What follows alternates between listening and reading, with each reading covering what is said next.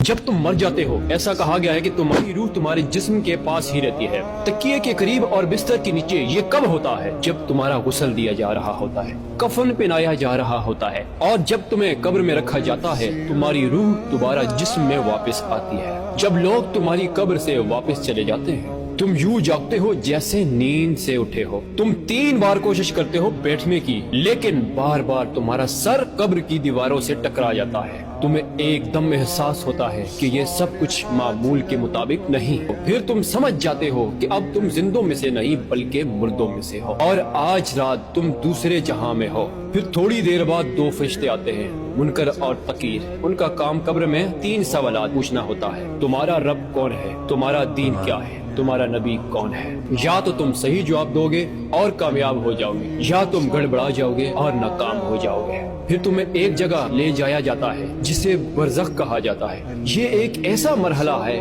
جہاں 2 دروازے ہوتے ہیں، ایک دروازہ جنت کی طرف، دوسرا دروازہ جہنم کی طرف۔ وہیں تمہیں قیامت کے دن تک انتظار کرو گے۔ پھر حساب و کتاب کے بعد فیصلہ ہوگا تم جنتی ہو یا جہنمی۔ اور کبھی کبھار تمہارے رشتہ دار، دوست، احباب تمہیں قبر پر آ کر یاد کریں گے۔ کہا گیا ہے کہ ایک فرشتہ آئے گا اور تمہیں اطلاع دے گا، تمہارے بیٹے نے تمہیں سلام بھیجا، تمہاری ماں، تمہاری بیوی، تمہاری بیٹی آئی ہے۔ تب تمہاری روح قبر کی مٹی کے اوپر آئے گی، ان کی باتیں سنے گی، ان کے قدموں کی آہٹ محسوس کرے گی۔ یاد رکھو میں نے یہ سب پہلے اپنے لیے لکھا، پھر تمہارے لیے، تاکہ ہم گناہوں سے توبہ کریں، زندگی کی حقیقت کو پہچانیں۔ یا اللہ ہمارے گناہوں کو معاف فرما۔ کمنٹ میں آمین ضرور لکھیے گا۔ نبی کریم صلی اللہ علیہ وسلم نے فرمایا میری طرف سے ایک آیت بھی ہو لوگوں تک پہنچاؤ، بس اگر تم تک یہ بات پہنچی ہے تو کسی اور تک بھی پہنچا دینا۔ جزاک اللہ۔